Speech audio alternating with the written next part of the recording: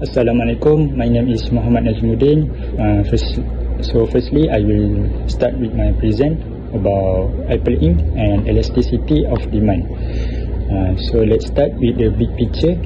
Apple Inc. founded in 1976 by Steve Jobs and Steve Wozniak from a garage startup into the world's first company to surpass a 3 trillion market cap. Today, it's headquartered in Cupertino, California, and operates across hardware, software, and services, all tied together in a tightly integrated ecosystem. That ecosystem is Apple's secret weapon. It reinforces customer loyalty and allows Apple to charge premium prices. Now, to understand Apple pricing power, we need to look at the concept of price elasticity of demand, or PED. In simple terms, PED measures how sensitivity customers are to price change.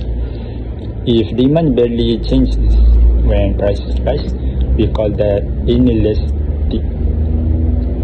If demand drops sharply, that's elastic. What makes demand for Apple products, especially the iPhone, so inelastic? Three main reasons. First, brand loyalty. Owning an iPhone isn't just about utility, it's a social signal, part of identity. Second, ecosystem lock-in. Once you're using iMessage, iCloud, AirDrop, and Apple Watch, switching to Android feels costly and inconvenient. And third, Apple's price skimming strategy. They launch at premium prices, capture early adopters, and gradually lower prices to reach broader segments. And here's the evidence: between 2017 and 2022, Apple raised iPhone prices by about 20%. Yet a global unit sales stay stable. That's a textbook case of inelastic demand. Consumers keep buying despite higher price. Allow me to continue the presentation. My name is Muhammad Alifriki bin Muhammad Alawi, and I will continue about the income elasticity of demand, YED. On this slide, I will explain income elasticity of demand, or YED. YED measures how much the quantity demanded of a product changes when consumer income changes. The formula is the percentage change in quantity demanded divided by the percentage change in income. There are three main categories of goods. If YED is greater than 1, the product is a luxury good, meaning demand increases faster than income. If YED is between 0 and 1, it is a normal necessity, where demand rises but at a slower rate. If YED is negative, it is an inferior good, where demand falls as income increases. Understanding YED helps businesses predict demand during economic booms and recession and make better strategic decisions. Next, on this slide, we can see how YED applies to Apple products. Apple products generally have a high positive YED, which means they are considered luxury goods. When consumer income rises, demand for products like iPhone and MacBooks tends to increase significantly. During periods of economic growth, Apple benefits from higher consumer spending and premium product purchases.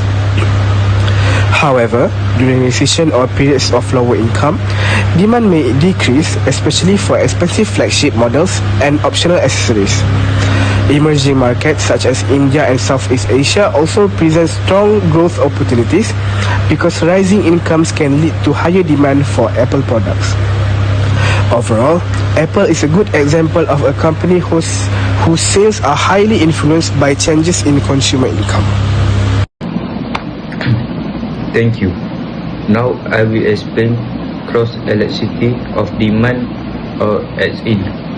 SED measures how to demand for one product change when the price of another product changes. There are two main relationships: substitutes and complements.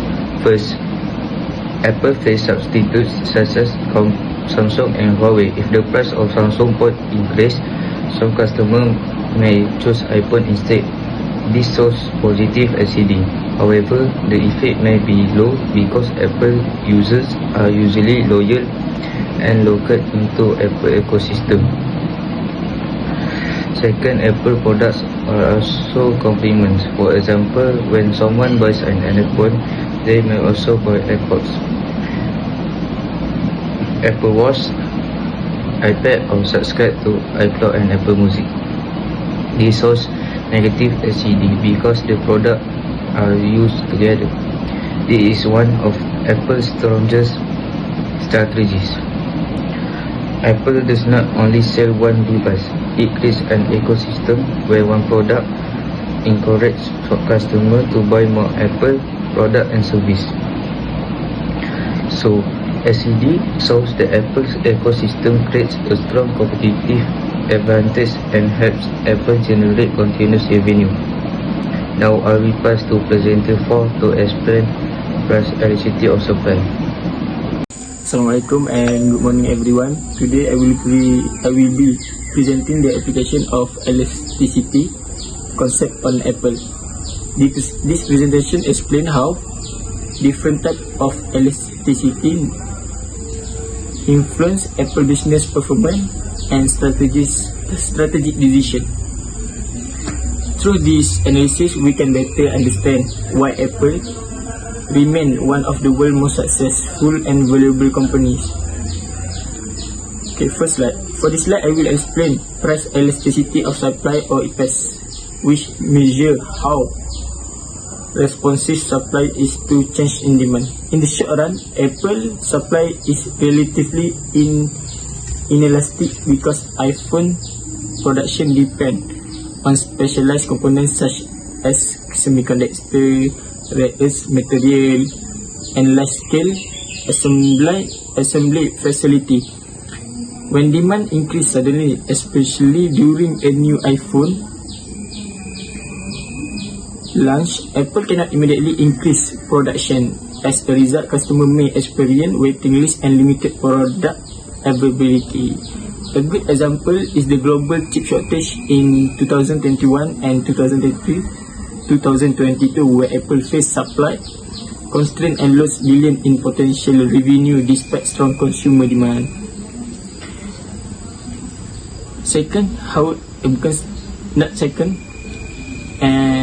However, in the long run, Apple supply becomes more elastic. The company has expanded manufacturing operation to countries such as India and Vietnam and developed its own Apple silicon chip. This strategy reduces dependence on supplies and allow to Apple respond more effectively to future demand increase.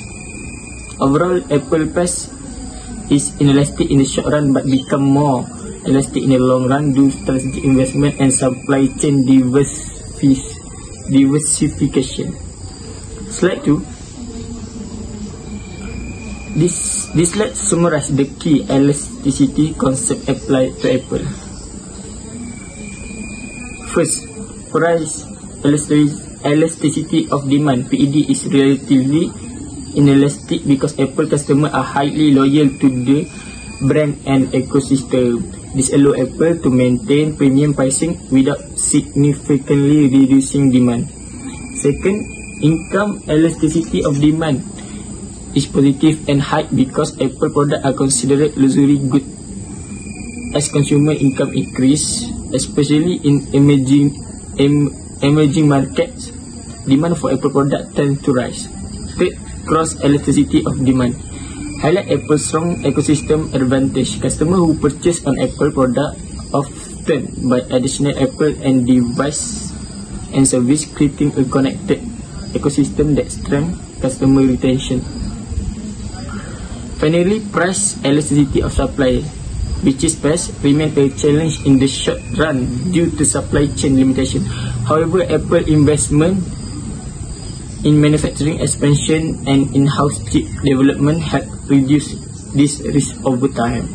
In conclusion, understanding this elasticity concept helps explain Apple's strong market position, pricing power, and customer loyalty. and long-term growth strategy. In conclusion, to conclude, elasticity plays an important role in shaping Apple business decision. Apple benefit from inelastic demand, strong income-driven growth, a powerful ecosystem, and improving supply flexibility over time. This factor contribute to Apple's ability to remain competitive and maintain its position as global technology leader. That's all from me. Thank you.